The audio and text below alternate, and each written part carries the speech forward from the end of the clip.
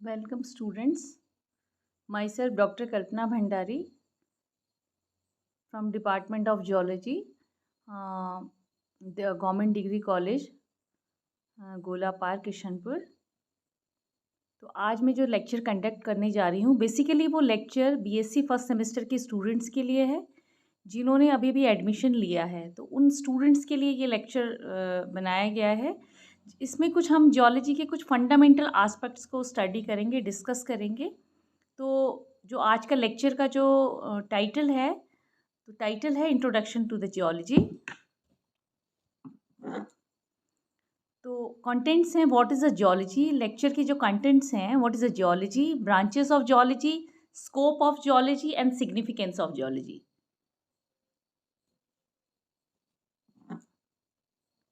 What is a geology, geology क्या होती है? तो geology is a Greek means earth and logos means science. Geology को in Greek में जियो means earth and logos means science. It means study of the earth is called geology. हम अर्थ की जो study करते हैं उसकी जो साइंस है उसको हम जियोलॉजी कहते हैं। Geology is that branch of science that deals with the study of earth and also called as earth science. Geology विज्ञान की वह शाखा है जिसमें हम अर्थ के बारे में स्टडी करते हैं और इसलिए हम इसको अर्थ साइंसेस भी कहते हैं। A Scottish naturalist, James Hutton, is known as the father of geology because its attempt to formulate geological principles based on the observation of the rock. एक स्कॉटिश साइंटिस्ट थे, नेचुरलिस्ट थे एक्चुअली, जेम्स हुटन, जिन्हें father of geology कहा जाता है क्योंकि इन्होंने rock में जो ऑब्जर्वेशन किए उस रॉक्स के ऑब्जर्वेशन के बेसिस पे इन्होंने जियोलॉजी के कुछ प्रिंसिपल्स को फॉर्मुलेट किया था, उसको बताने का प्रयास किया था, इसीलिए इनको जेम्स हुटन को हम फादर ऑफ जियोलॉजी भी कहते हैं। तो geology use wide variety of methods to understand the earth structure and evolution including field work, rock study, fossil study, many geophysical and geochemical analysis etcetera. तो geologist अपनी earth की study को understand कर, अर्थ का जो स्ट्रक्चर है, basically हम solid earth की स्टडी करते हैं, तो उसको अर्थ के स्ट्रक्चर को अंडरस्टैंड करने के लिए हम कुछ वो अपने ऑब्जर्वेशंस कुछ उनके होते हैं जिसके अंदर क्या क्या आता है, वो फील्ड वर्क करता है, जियोलॉजिकल फील्ड वर्क करता है। जो जियोलॉजी की हम स्टडी करते हैं, रिसर्च करेंगे, उसमें मैंडेटरी है बिना फील्ड वर्क के हमारा कोई भी काम जियोलॉजिस्ट का कुछ, क्योंकि हमारे जो स्पेसिमेंस हैं वो रॉक सैंपल्स हैं। तो फर्स्ट ऑफ ऑल क्या करता है जियोलॉजिस्ट के लिए जो फील्ड वर्क है बहुत, तो वो एक जियोलॉजिकल एक सर्वे करता है और वहाँ से क्या है अपनी कुछ आपके फील्ड फोटोग्राफ्स लिएगा, जो जियोलॉजिकल फीचर्स हुआ उसकी नोटिंग करेंगे, मैप्स ले जाते हैं, टोपो शीट्स ले जाते हैं। तो उसके बाद वो फील्ड वर्क से कुछ अपना जियोलॉजिकल जो स्ट्रक्चर्स है उनका ओरिएंटेशन कैसा है रॉक्स का, ज्योमेट्री कैसी है रॉक्स की, तो ये सब चीज़ें फील्ड वर्क में जो भी ऑब्जर्वेशन होता है उसको अपना एक डाटा इकट्ठा करके लाता है। रॉक स्टडी जैसे मैंने आपको कहा कि अर्थ, क्योंकि क्रस्ट की स्टडी कर रहे हैं, क्योंकि अर्थ है, हम सॉलिड अर्थ की स्टडी कर रहे हैं, उसी को हम रॉक है, सॉलिड अर्थ मीन्स रॉक। तो सॉलिड अर्थ की जो हम स्टडी कर रहे हैं उसमें जो हमारा मेन जो सैंपल है, जो स्पेसिमेन है, वो रॉक है। तो रॉक स्टडी बहुत ही इंपॉर्टेंट स्टडी है, बिल्कुल बेसिक है, फंडामेंटल हमारा का जियोलॉजी में। अगर हम जियोलॉजिकल स्टडी करते हैं तो रॉक स्टडी सबसे मेन है। तो रॉक स्टडी क्या, फील्ड लेके आते हैं, आपका रॉक्स को लेके आएंगे, अपना रॉक्स के सैंपल्स इकट्ठे करते हैं, उसका फिर उसकी आप स्टडी करते हैं, उसका हैंड स्पेसिमेन से उसमें क्या प्रॉपर्टीज़ है उनको स्टडी किया जाता है, आगे मैं आपको एक्सप्लेन करूँगी। और इसी तरह से फॉसिल स्टडी कि रॉक्स के ही अंदर पास्ट में एनिशिएंट टाइम पे जो भी फौना फ्लोरा थे, कुछ भी बैक्टीरिया एल्गिया कुछ कुछ भी हो सकता है, तो वो रॉक में प्रिजर्व हो जाते हैं, जिनको हम फॉसिल कहते हैं, उनको स्टडी करता है, जिससे हम past ancient history of earth को अंडरस्टैंड करने में हमको मदद मिलती है। Many geophysical and geochemical analysis, geophysical and geochemical analysis means कि फिजिक्स के कुछ प्रिंसिपल्स को क्या करता है जियोलॉजी में अप्लाई करके उसकी स्टडी में वो हेल्प करता है। Geophysical study, geochemical study means कि जियोकेमिकल डाटा कि रॉक है, रॉक के अंदर मिनरल्स हैं, उसके अंदर ऑब्वियसली हमारे एलिमेंट्स हैं, तो रॉक में एलिमेंटल क्या डिस्ट्रीब्यूशन है, उसको स्टडी करने के लिए लैब्स में जियोकेमिकल टेस्ट करते हैं, उनके एनालिसिस किए जाते हैं। तो ये एक वाइड वैरायटी के मेथड हैं जो जनरली अर्थ के स्ट्रक्चर को अंडरस्टैंड करने के लिए किए जाते हैं। That is field study, rock study, fossil study, geophysical and geochemical analysis etcetera. Study of the earth includes, अगर हम अर्थ की स्टडी करते हैं तो उसमें क्या क्या चीज़ें स्टडी करते हैं हम एज ए जियोलॉजिस्ट। हम अर्थ को स्टडी कर रहे हैं, हम बोलेंगे अर्थ को स्टडी क्या स्टडी करना है, तो इसके जो पॉइंट्स हैं, origin of the earth, age of the earth, structure of the earth, composition of earth, history of the अर्थ।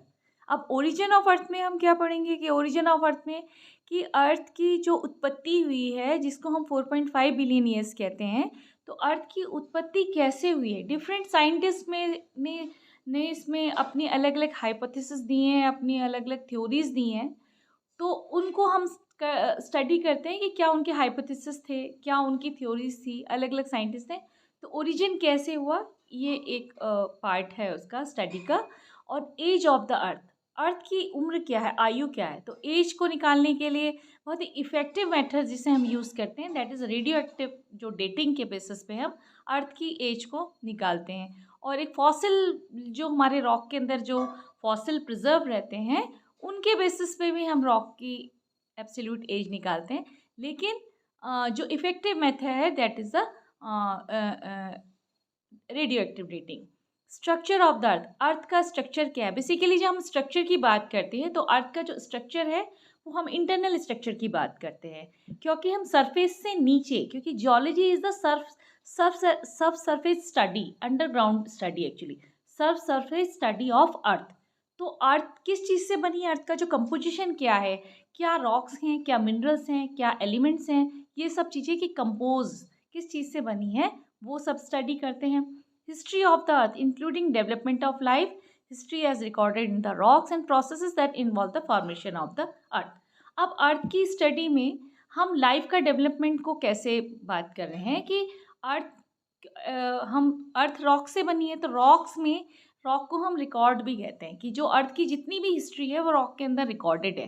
तो उस रिकॉर्डेड हिस्ट्री जो भी हमको समझ में आता है जियोलॉजी में, जो अंडरस्टैंड करते हैं रॉक के अंदर, उसको स्टडी करके वो क्या करते हैं, अर्थ की हिस्ट्री को अंडरस्टैंड, उसके अंदर जो भी आपको इन्फॉर्मेशन मिलेगी एज अ फॉसिल, फौना या कुछ भी फीचर्स, उसके बेसिस पर अर्थ की हिस्ट्री को अंडरस्टैंड करते हैं कि कैसे लाइफ का डेवलपमेंट हुआ एनिशियंट टाइम से आज तक। और प्रोसेस जियोलॉजिकल प्रोसेसेस एक्चुअली कि अर्थ का जो फॉर्मेशन हुआ है, अर्थ बनी है तो क्या क्या, अर्थ बनी कैसे है, इसमें जो अर्थ का जो फॉर्मेशन हुआ है, चाहे रॉक्स बनी है, तो क्या क्या घटनाएं हुई उनको हम फॉर्मेशन ऑफ अर्थ में, ये हिस्ट्री ऑफ अर्थ में, ये सब हम अंडरस्टैंड करने की कोशिश करते हैं। जियोलॉजिकल प्रोसेस एक्चुअली यूज़ होगा, what is the meaning of geological process. Actually geological process means कि अर्थ में कुछ भी हो रहा है, जो भी आपको सरफेस से ऊपर दिखाई दे रहा है, चाहे रॉक का फॉर्मेशन हो रहा है, चाहे मिनरल का फॉर्मेशन हो रहा है, चाहे वॉल्केनिक इरप्शंस हो रहे हैं, अर्थक्वेक आ रहा है, लैंडस्लाइड आ रहे हैं, फ्लड्स आ रहे हैं, एवलांच आ रहा है, रॉक्स टूट रही हैं जिसको हम डिसइंटीग्रेशन अगर रॉक में हो रहा है, टूट फूट हो रही है, that is called weathering process. ये वेदरिंग क्या होगा, कोई भी विंड या वाटर या आइस किसी के भी एक्शन से क्या होगा, रॉक डिसइंटीग्रेट हो जाएगी, टूट जाएगी, that process is called weathering. Erosion हो गया कि यही पानी, इसको ये जो वेदर्ड है रॉक, टूटी फूटी है, डिसइंटीग्रेटेड रॉक है जिसको हम सेडिमेंट कहते हैं, इसको लेके आता है वाटर, और इस प्रोसेस को हम इरोजन कहते हैं। सेडिमेंटेशन मीन्स ये जो सेडिमेंट्स हैं सी या स्ट्रीम में वन लेयर बाय लेयर इकट्ठे होते रहते हैं और एक थिक कॉम्पैक्ट रॉक बनाते हैं, that is called sedimentation. And many things about earth, earth में कुछ भी जो भी घटना हो रही है, फॉर्मेशन, मिनरल, वॉल्केनिक, जो भी सब चीज़ें मैं आपको बताया अभी, वो सब किसी न किसी बीनीथ द सरफेस कोई ना कोई ऐसी टेक्टोनिक एक्टिविटी हो रही है जिसके कारण हमको ये परिणाम दिख रहा है कि अर्थक्वेक आ रहा है, वॉल्केनो, ये सारी घटनाएं जो इवेंट्स हो रही हैं, तो that is processes that is called also geological process. Geology is a fascinating subject and feel like a pulse of the earth. बहुत ही फैसिनेटिंग, बहुत ही अट्रैक्टिव सब्जेक्ट है जियोलॉजी। क्यूरोसिटी होती है इसको पढ़ने के बाद, और फील्स लाइक अ पल्स, जैसे हमारा पल्स होता है, इस तरीके से अर्थ की जो अंदर हलचल है उसको उन्होंने एक तरह से पल्स ऑफ अर्थ के लिए कह दिया, कि जैसे पल्स होती है, बीट करती है, उसी तरह से अर्थ के अंदर क्या है, जो भी हलचल हो रही है, कुछ भी मूवमेंट हो रही है, इसलिए that feels like the pulse of the earth. Geologists use variety of tools depending on the structure. Commonly used include hand lens, rock hammer, compass, field book. Geologist जब कुछ भी अपना काम करते हैं तो कई तरीके के टूल्स होते हैं। कुछ इम्पॉर्टेंट टूल्स हैं कि क्या वो उनको अपनी स्टडी के लिए कुछ जो ज़रूरी इंस्ट्रूमेंट चाहिए, तो वो टूल्स हैं generally hand lenses. Hand lens होता है तो उससे क्या करते हैं, फील्ड जाएंगे या आपके पास रॉक सैंपल है, तो कोई भी जियोलॉजिकल फीचर या स्ट्रक्चर कुछ दिखाई दे रहा है जो आपको नेकेड आई से नहीं दिखेगा, तो उस हैंड लेंस की हेल्प से आप उस स्ट्रक्चर को देखेंगे। या कोई भी मिनरल है, इतना छोटा है, दिखना पॉसिबल नहीं है, तो हैंड लेंसेज उसको मैग्नीफिकेशन के कारण आपको हैंड लेंस उसको हेल्प करेगा उसके फीचर को देखने के लिए। रॉक हैमर जनरली जो हम घरों में यूज़ करते हैं वो नॉर्मल हैमर नहीं होता, क्योंकि कहीं पे भी रॉक्स आपकी हार्ड है, कहीं पे रॉक आपकी सॉफ्ट है। तो एक जियोलॉजिकल जो हैमर होते हैं वो यूज़ किया जाता है आपका हार्ड रॉक को तोड़ने के लिए। तो काफ़ी मजबूत हैमर होता है, इसको हम जियोलॉजिकल हैमर कहते हैं। और एक फील्ड बुक होती है कि अगर आप, जैसे मैंने आपको कहा कि जियोलॉजिस्ट के लिए एक मैंडेटरी है फील्ड वर्क, उसके बिना उसका काम अधूरा है। उसके काम की शुरुआत ही फील्ड वर्क से होती है, रिसर्च की। तो फील्ड बुक चाहिए, फील्ड जाएंगे तो एक उसकी बुक होनी चाहिए जिसमें उसने जगह जगह जहाँ पर भी रुके, हम उसको जियोलॉजी में स्टेशंस कहते हैं, तो उन स्टेशंस पे रुक के जो भी उसको फीचर्स, उसके फोटोग्राफ लेगा, उसको अर्थ का रीडिंग्स जो भी हम डिप स्ट्राइक वगैरह जो भी लेंगे आपका कॉम्पास की हेल्प से, और मैप्स बनाएंगे, लिथोलॉजी बनाएंगे, तो वो सब चीज़ों के लिए उसका एक फील्ड बुक होता है। Geology contributes there part of the nation through the discovery of a new rocks and minerals of the economic. Geology का एक कंट्रीब्यूशन होता है, अपने योगदान होता है अपने नेशन के लिए, क्योंकि वो अपनी नई नई मिनरल्स को डिस्कवर करता है, रॉक्स को डिस्कवर करता है। तो एक कंट्रीब्यूशन है उसका इम्पॉर्टेंट अपने नेशंस के लिए। रॉक रिकॉर्ड हिस्ट्री, जैसे नाम से लग रहा है, रॉक रिकॉर्ड हिस्ट्री, रॉक के अंदर रिकॉर्ड हो जाएगी हिस्ट्री। तो रॉक रिकॉर्ड हिस्ट्री का मीन्स है कि एनिशियंट टाइम्स से और आज तक, अर्थ की जब उत्पत्ति हुई 4.5 बिलियन ईयर्स अगो, वहाँ से लेके आज तक कई तरीके के प्लांट्स हैं, एनिमल्स हैं, जिन्हें फौना फ्लोरा आए और चले गए, डेथ हो गई उनकी, तो उसके बाद नए आते हैं, फिर उसके बाद ये सब प्रोसेस, ये सब टाइम के साथ ये सब चीज़ें चलती रहती हैं। तो रॉक्स के अंदर इन प्लांट्स या एनिमल्स जो भी हैं, इनके हार्ड पार्ट क्या होता है, ऑर्गेनिक पार्ट डिके हो जाता है, ख़त्म हो जाता है, और हार्ड पार्ट क्या होता है, रॉक के अंदर प्रिजर्व हो जाता है, जिसको हम कहते हैं फॉसिल। तो ये फॉसिल हैं जो रॉक में प्रिजर्व होके हमारे को, जब इसकी स्टडी करते हैं, तो ये एक तरह से रॉक की, हमारी अर्थ की एनिशियंट हिस्ट्री को अंडरस्टैंड करने के लिए मदद करते हैं, हेल्प करते हैं। और अदर, मैंने वैसे आपको बोला कि जो रेडियो एक्टिव मेथड होता है वो डेटिंग के लिए बहुत ही इंपॉर्टेंट एंड इफेक्टिव मेथड है अर्थ की हिस्ट्री को अंडरस्टैंड करने के लिए। तो ये मेथड है generally uranium, thorium, carbon 14 etcetera, और भी होते हैं। तो ये रेडियो एक्टिव एक्चुअली रॉक के ही अंदर मिनरल है, मिनरल के अंदर ये एलिमेंट प्रेजेंट है, ये अनस्टेबल मिनरल है। तो इनकी हेल्प से क्या होता है, डेटिंग, रेडियो एक्टिव डेटिंग करने में मदद मिलती है। Difference between geology and geography, अगर आप चाहे जियोलॉजी के स्टूडेंट हैं, चाहे आप ज्योग्राफी के स्टूडेंट हैं, लेकिन आपको ये दोनों का अंतर पता होना चाहिए कि what is the difference between geography and geology, चाहे वो ज्योग्राफी का विद्यार्थी है, चाहे वो जियोलॉजी का है। तो जियोलॉजी में क्या होता है, geology is study of the earth, its composition, it's processes, it's history and even in future. Geology में जनरली हम अर्थ की हिस्ट्री को अंडरस्टैंड करते हैं, तो हमको जो कंसर्न करना है, फोकस करना है, वो करना है हमको, अर्थ का कंपोजिशन क्या है, कि रॉक किस चीज़ की बनी है, मिनरल्स क्या है, एलिमेंट्स क्या हैं और उसके अंदर प्रोसेसेस क्या घटनाएँ हो रही हैं जिसके कारण जियोलॉजिकल प्रोसेसेस की बात कर रही हूँ जो मैं आपको बता चुकी हूँ। तो ये सब चीज़ें हम एज़ अ जियोलॉजिस्ट और फ्यूचर में क्या होने वाला है इन जियोलॉजिकल प्रोसेसेस के कारण जो एक प्रिडिक्शन होता है उसमें एक जियोलॉजिस्ट का रोल होता है। ज्योग्राफी का जो स्टडी है जनरली लोकेशंस पे होता है कि आपका जो प्लेसेस में डिफरेंट टाइप के फौना है, फ्लोरा है, उसका आपका पीपल्स के साथ क्या रिलेशन है, एनवायरनमेंट के साथ क्या रिलेशन है। तो एक रिलेशनशिप होता है between peoples and environment that geography में। और अर्थ और सीधे सीधा एज अ जियोलॉजिस्ट हम अर्थ के कंपोजिशन पे फोकस करते हैं कि कंपोजिशन क्या है, रॉक्स क्या है, इस ये सब चीज़ें और उसके बाद उसकी हिस्ट्री को इवेल्यूएट। और ज्योग्राफी में आपका लोकेशंस पे पीपल्स का वेजिटेशन, फौना, फ्लोरा के साथ, एनवायरनमेंट के साथ क्या रिलेशन है, ये स्टडी हम ज्योग्राफी में करते हैं। उनका कोई ऐसा हिस्ट्री या कंपोजिशन से ज़्यादा उनका वो फील्ड नहीं है एक्चुअली। जोग्राफर जो होता है, जो ज्योग्राफी वाले जो स्टडी करने वाले होते हैं, उनका जनरली जो होता है अर्थ सरफेस के ऊपर जो सोसाइटी है, उसके ऊपर उनका फोकस होता है। फिजिकल प्रॉपर्टीज़ अर्थ सरफेस की क्या है और उससे एसोसिएटेड जो भी सोसाइटी हैं, वहाँ पर उनका फोकस होता है। Geology is primarily the study of subsurface and whereas geography deals with the surface। सीधी सी बात है, हम जब सरफेस के नीचे की बात बोल रहे हैं क्योंकि मैं सरफेस के नीचे हम जो भी रॉक्स हैं, मिनरल्स हैं या जो भी एक्टिविटीज़ प्लेट टेक्टोनिक एक्टिविटी होती है जिसका परिणाम जियोलॉजिकल प्रोसेस के बाद हमको एक देखने को मिलता है। तो हम जो भी स्टडी करते हैं दैट इज सब सरफेस स्टडी, अंडरग्राउंड स्टडी के बेसिस पे। रॉक भी मिल रहा है, अगर बाहर भी रॉक कहीं एक्सपोज्ड है या कोई भी फीचर्स है तो वो जो रिज़ल्ट होता है वो आपकी टेक्टोनिक एक्टिविटी का ही रिज़ल्ट होता है।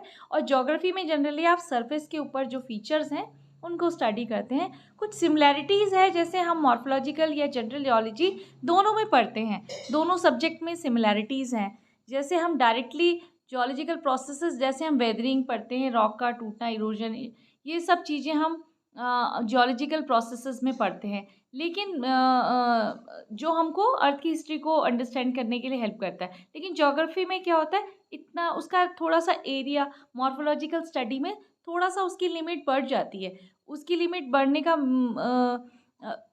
लिमिटेड जो बढ़ती है, तो उसका मतलब आपका रीजनल वेजिटेशन से क्या है रिलेशन, जो मैं आपको फ़ौना फ्लोरा की बात करती हूँ, तो वहाँ पर उनका मॉर्फोलॉजी दोनों में है, हम जियोलॉजी में भी पढ़ते हैं और ज्योग्राफी में। लेकिन उनका जो फ़ोकस होगा लोकल जो वेजिटेशन है, फ़ौना फ्लोरा, इवन पॉलिटिकल बाउंड्रीज़ क्या हैं या क्लाइमेट वाटर बॉडीज़ में क्या प्रेज़ेंस है, चेंजेस क्या है, ये सब आप ज्योग्राफी का जो फ़ोकस होता है ज्योग्राफर का, वो वहाँ पर फोकस होता है।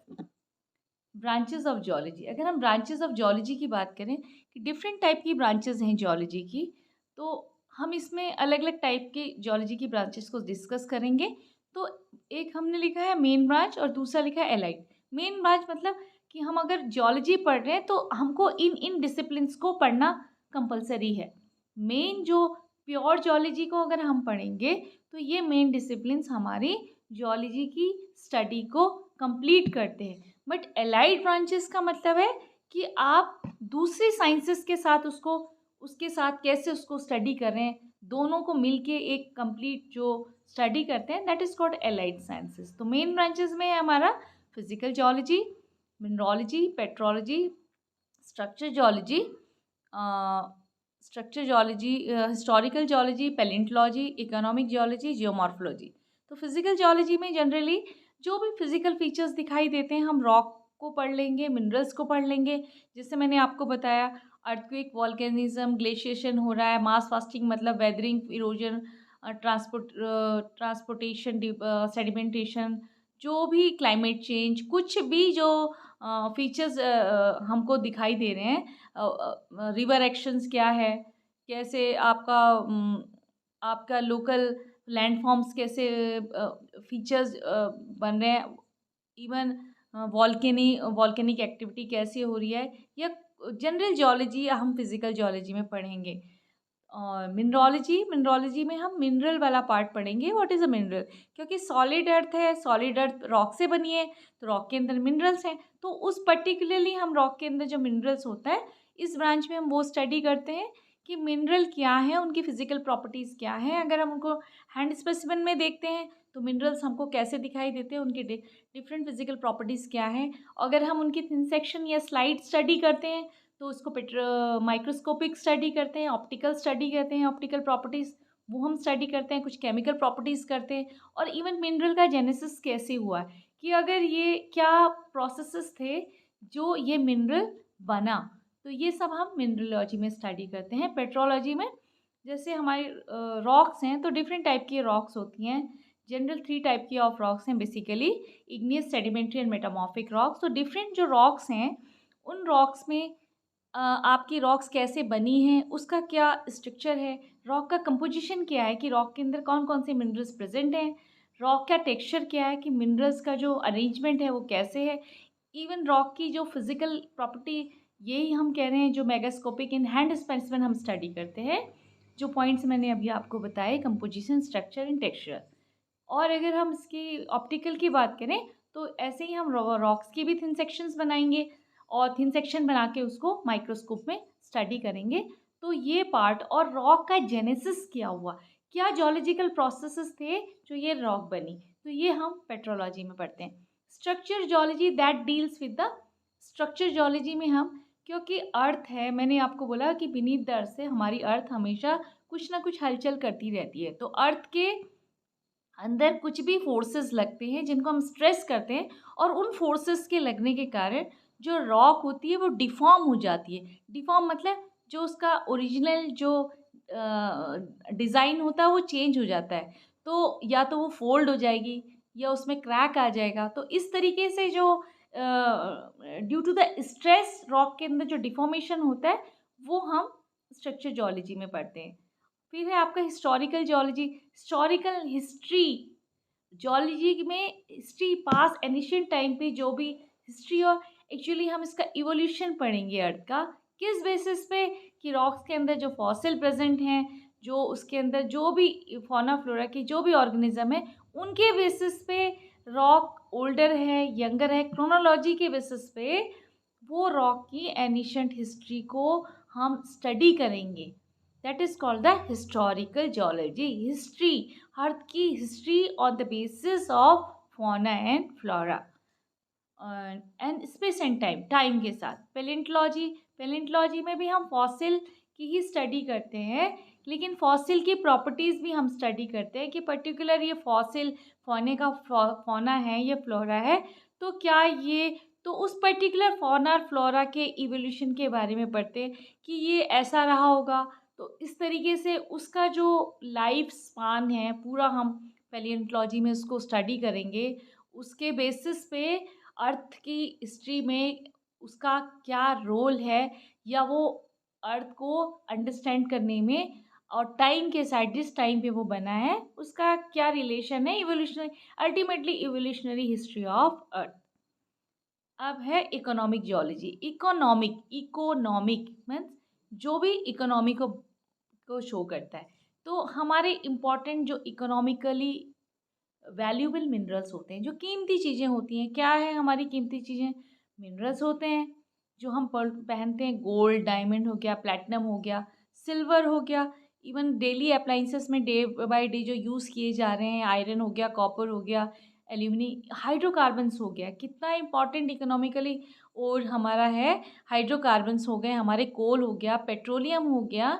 तो ये सब चीज़ें हम इकोनॉमिकली जो इम्पॉर्टेंट जो मिनरल्स हैं जिनकी एक इंडस्ट्रियल वैल्यू है, उन उन इकोनॉमिक मिनरल को हम उनको स्टडी करते हैं, उनकी प्रॉपर्टीज़ को स्टडी करते हैं, उनका जेनेसिस स्टडी करते हैं, उनके ऑकरेंसेस की हमारे अगर कंट्री में है तो कहाँ वो अकर कर रहे हैं, क्या उनका परसेंटेज है, कैसे वो, ये सब चीज़ें हम जेनेसिस, प्रॉपर्टीज़, ये सब चीज़ें हम इकोनॉमिक जियोलॉजी में स्टडी करते हैं। एंड जियोमॉर्फोलॉजी, जियोमॉर्फोलॉजी जियो में जो भी अर्थ के tectonic activity beneath the surface हुआ है, उसके कारण जो जियोलॉजिकल प्रोसेसेस कह रहे हैं, उसके कारण सरफेस के ऊपर जो भी लैंडफॉर्म्स बने हैं, जो भी लैंडफॉर्म्स बने, उन लैंडफॉर्म की जो स्टडी होती है, that is called the geomorphology. अब एलाइड ब्रांचेस की बात करते हैं, means relation with other sciences. Engineering geology, अगर हम जियोलॉजी का संबंध बोलें तो जियोलॉजी का संबंध इंजीनियरिंग के साथ कैसे है। जैसे हम कंस्ट्रक्शन साइट की बात करते हैं कि रोड कंस्ट्रक्शन होता है, बिल्डिंग कंस्ट्रक्शन होता है, टनल कंस्ट्रक्शन होता है, ये सब चीज़ें, even tunnel, building, road construction हो गया, ये सब चीज़ें जब कंस्ट्रक्शन होता है तो वहाँ पर उस कंस्ट्रक्शन के बनने से पहले जियोलॉजिस्ट का एक रोल होता है कि वहाँ की रॉक कैसी है, क्या है उसका ज्योमेट्रिकल स्टडी करना कि वो सूटेबल है टनल बनने के लिए, वो सूटेबल एक सर्वे होता है, जियोलॉजिकल सर्वे।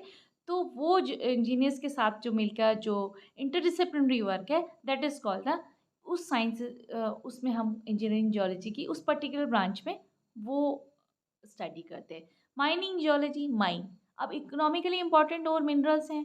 अब ये और मिनरल्स तो धरती के अंदर ही होंगे, ऊपर तो होंगे नहीं। हाइड्रोकार्बन्स हैं, पेट्रोलियम है, कोल है, डीजल, जो भी चीज़ें हैं, नेचुरल गैसेस हैं, तो ये सब चीज़ें कहाँ है, हमारी अर्थ के नीचे हैं। तो इनको निकालने के लिए क्या ज़रूरत है, आपको खान बनानी पड़ेगी, माइनिंग प्रोसेस करना पड़ेगा।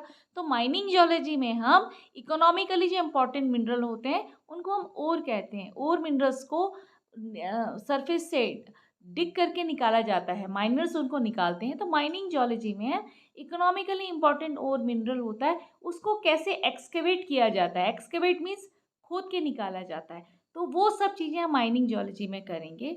उसमें माइनिंग जियोलॉजी में आपका सिविल इंजीनियर्स के साथ फिर ये जियोलॉजिस्ट का वर्क होता है, same thing. Geophysics, geophysics is that branch of science जिसमें हम जियोलॉजी में फिजिक्स के क्या प्रिंसिपल अप्लाई होते हैं उनको स्टडी करेंगे।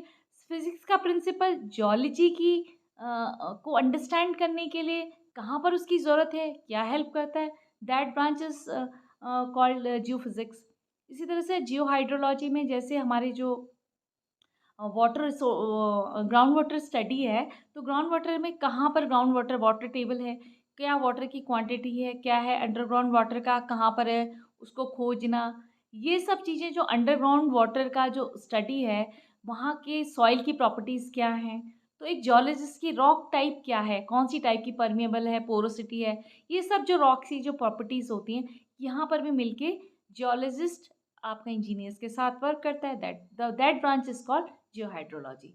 इसी तरह से जियोकेमिस्ट्री, जियोकेमिस्ट्री में क्योंकि रॉक्स हैं, रॉक्स के अंदर मिनरल है, मिनरल के अंदर केमिकल्स हैं, तो केमिकल्स अर्थ में जो केमिकल डिस्ट्रीब्यूशन है, एलिमेंटल डिस्ट्रीब्यूशन है, कहाँ पर क्या क्या डिस्ट्रीब्यूशन है, तो उनको स्टडी करने के लिए आपको कोई रॉक से स्टडी नहीं हो जाएगा, हैंड स्पेसिमेन या माइक्रोस्कोप से नहीं हो जाएगा, आपको उसका केमिकल टेस्ट करना पड़ता है। तो रॉक्स को लाएंगे, लेबॉर्ट्री में उसके केमिकल एनालिसिस होंगे, मेजर एलिमेंट्स होते हैं, ट्रेसेस एलिमेंट होते हैं, रेयर अर्थ एलिमेंट्स होते हैं, इन एलिमेंट्स को निकाल का को अ, का एनालिसिस होता है कि कहाँ पर कितने कितने एलिमेंट्स का परसेंटेज है। ये आपका जियोलॉजी जियोकेमिस्ट्री में हम स्टडी करते हैं। फोटो जियोलॉजी, अब फोटो जियोलॉजी, फोटो देखो, फोटो ली जा रही है जियोलॉजी में। अगर हम सैटेलाइट की हेल्प से, एरियल फोटोग्राफ की हेल्प से कुछ इमेजनरीज लेते हैं, एरियल फोटोग्राफ लेते हैं, तो उन फोटोग्राफ की हेल्प से हम अर्थ में जो उन फोटोग्राफ को हम स्टडी करते हैं और जियोलॉजिकल फीचर को अंडरस्टैंड करने की कोशिश करते हैं। तो that branch is deals is photogeology, that branch is called photogeology. Interdisciplinary relation with that, अभी यही वाला स्लाइड जो है उसी का कंटिन्यूशन में है कि अगर हम उसको फिजिक्स के साथ जियोलॉजी, तो that is called geophysics, chemistry के साथ जियोकेमिस्ट्री, बायो पैलिएंटोलॉजी, देखिए पैलिएंटोलॉजी में ये है कि पैलिएंटोलॉजी जियोलॉजी वाला चाहे आपके रिमेन्स ऑफ एनिमल्स जो फॉसिल्स हैं, चाहे आपके बॉटनिकल फॉसिल्स हैं, उनकी स्टडी, तो जो स्टडी होती है कंबाइंड स्टडी, तो that is called the that field is called palaeontology. Engineering geology वो सिविल इंजीनियर्स के साथ जो भी कंस्ट्रक्शन वर्क होगा, तो ये उनके साथ एक रिलेशन, जिसको हम इंडिसिप्लिनरी साइंस कहते हैं। स्कोप ऑफ जियोलॉजी, जियोलॉजी का स्कोप क्या है, किस फील्ड में कि आप जियोलॉजी पढ़ रहे हैं तो इसका स्कोप क्या है। तो हम कोई भी सब्जेक्ट पढ़ते हैं तो हम सोचेंगे इसका स्कोप क्या है। तो जियोलॉजी का स्कोप क्या है? जनरली हम जियोलॉजी का scope practical importance of Mankind. देखिए, आप सबसे पहले कि आदमी को जो डायरेक्टली जो अफेक्ट करता है, हम डे टू डे लाइफ में डिफरेंट टाइप के मेटल्स, मैंने आपको कहा, हम यूज़ कर रहे हैं। जितने भी हमारे यूटेंसिल्स हैं, हमारे इवन ऑटोमोबाइल है, हमारे हाथ का मोबाइल लगा लीजिए, हम जितनी चीज़ें यूज़ कर रहे हैं, और आपके हमारी ये जेमस्टोन्स हो गया, ज्वेलरीज हो गई, सारी चीज़ें क्या है आपका, जितने भी व्हीकल्स बन रहे हैं आपके, सब कुछ में मेटल यूज़ हो रहा है, मिनरल यूज़ हो रहा है। तो कहाँ से आया ये सब चीज़ें, कहाँ से आई, इतनी इन्फॉर्मेशन कहाँ से आपको मिलेगी? एज ए जियोलॉजिस्ट ही आपको ये सब चीज़ें इन्फॉर्मेशन प्रोवाइड करता है कि अर्थ के अंदर वहाँ ये सब चीज़ें प्रेजेंट हैं। तो एक ये डे टू डे लाइफ में इतनी सारी चीज़ें, जियोलॉजिकल जो आपके ये हैं मटेरियल्स हैं, आपके मिनरल कह लीजिए, मेटल कह दीजिए, और जितने भी हाइड्रोकार्बन्स हैं, इवन देखिए इंडस्ट्रियल उसमें कितना इसका स्कोप है कि हाइड्रोकार्बन का रोल देखिए, हर चीज़ आपकी, पेट्रोल चाहिए आपको, आपको डीजल चाहिए, है ना, आपका नेचुरल गैसेस देखिए, आपका सीएनजी हो गया, एलपीजी है, तो ये सारी चीज़ें क्या है, हमारे हाइड्रोकार्बन्स हैं। इनको डिस्कवर करने के लिए भी एक डायरेक्टली क्या होता है, जियोलॉजिस्ट का रोल होता है। अब आपके जितने भी नेचुरल हैज़ार्ड्स आ रहे हैं, जो भी आपदाएँ आ रही हैं, प्राकृतिक, इनको इनका प्रिडिक्शन करने के लिए या इससे आपको बचने के लिए, ये सब चीज़ें जियोलॉजिस्ट आपको हेल्प करता है। डायरेक्टली जो मैन को क्लाइमेट की स्टडी है कि क्लाइमेट में कुछ जो भी आपको क्लाइमेट से रिलेटेड इन्फॉर्मेशन होती है, वहाँ पर एक जियोलॉजिस्ट का बहुत बड़ा रोल होता है। डायरेक्टली ये आपको मैनकाइंड को हेल्प करता है। सिविल इंजीनियरिंग में बता दिया मैंने आपको कि स्कोप है, जहाँ आपकी कंस्ट्रक्शन कंपनी है, हाइड्रो पावर कंपनीज़ हैं, वहाँ इनका रोल है। माइनिंग में है, आपका पेट्रोलियम इंडस्ट्रीज़ में यो रोल है, डैम, टनल, ये सब चीज़ें जहाँ भी सिविल इंजीनियरिंग के कंस्ट्रक्शन होंगे, वहाँ इसका स्कोप है। माइनिंग इंडस्ट्रीज़ में स्कोप है, जहाँ पर भी माइनिंग किया जा रहा है, इकोनॉमिकल इम्पोर्टेंट मिनरल को एक्सकेवेट, वहाँ पर आपको एक जियोलॉजिस्ट की ज़रूरत है। पेट्रोलियम के फील्ड में मैंने आपको बता दिया। एनवायरनमेंट के फील्ड में चाहिए उसको, इंजीनियरिंग के साथ आपको चाहिए एनवायरमेंटल जियोलॉजिस्ट की। ओशियनोग्राफी में, ओशियन में जैसे मैराइन जो एनिमल्स होते हैं पानी के अंदर, उन सब की स्टडी के लिए भी आपको, क्योंकि ये सब चीज़ों में आप जियोलॉजिस्ट हेल्प करता है ओशियन में। और ओशियन, क्योंकि जो क्रस्ट है वो भी अर्थ का ही पार्ट है, तो उस क्रस्ट में क्या क्या मिनरल्स होते हैं, ये सब क्रिस्टल ओशनिक क्रस्ट की स्टडी, ये सब ओशनोग्राफिक साइंसेज में की जाती है। स्पेस एक्सप्लोरेशन में कि टेलीस्कोप ऑब्जर्वेशन के बेसिस पे मीटियोराइट्स हो गए, आपके कॉमेट्स हो गए, प्लैनेट्स हो गए, इन सब चीज़ों की जो बारे में जो टेलीस्कोपिक ऑब्जर्वेशन के बेसिस पे जो स्टडी हो रही है, स्पेस एक्सप्लोरेशन, इसको एस्ट्रोजियोलॉजी भी आप कहते हैं।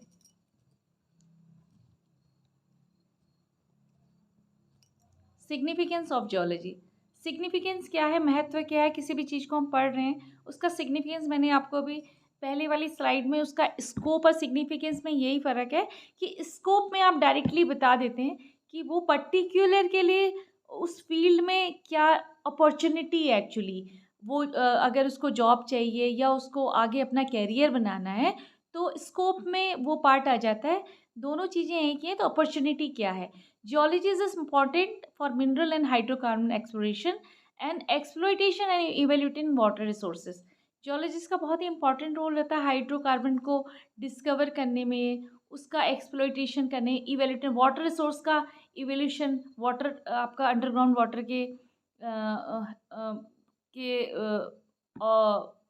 इवेल्यूशन में उसको हेल्प करता है, evaluating water resources.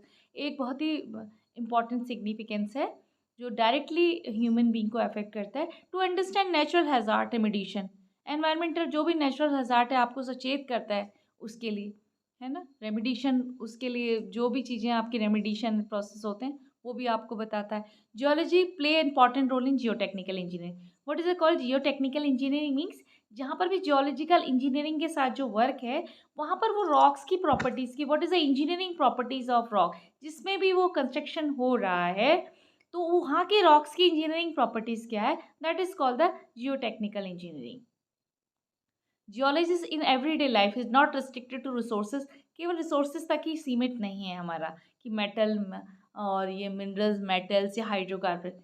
It is also hazards में भी मैं आपको बता रही हूँ कि हैज़ार्ड्स पे से डायरेक्ट उसका है, फ्लड्स आ रहे हैं, लैंडस्लाइड आ रहे हैं, आपके अर्थक्वेक, वॉल्केनिज्म, कुछ भी क्लाउड बर्स्ट हो रहा है, कई तरीके के जो भी इवेंट्स हो रहे हैं, जियोलॉजिकल इवेंट्स, तो उन सब के से भी डायरेक्ट वो आपकी लाइफ, जो भी आपकी लाइफ से जुड़े हुए हैं, वहाँ पर एक जियोलॉजिस्ट का बड़ा रोल होता है। उसको जो भी उसका एक कंट्रीब्यूशन है हेल्प के लिए, रॉक फॉल्स हो गए, ये सब रिस्क से आपके लिए क्या आपको सचेत करता है, जो भी आपके लिए एक प्रिकॉशंस होता है, उन सब के लिए आपको इन्फॉर्मेशन आपको प्रोवाइड करता है। Actually geology is a detective subject to understand climate change in part which may help us predict future scenario.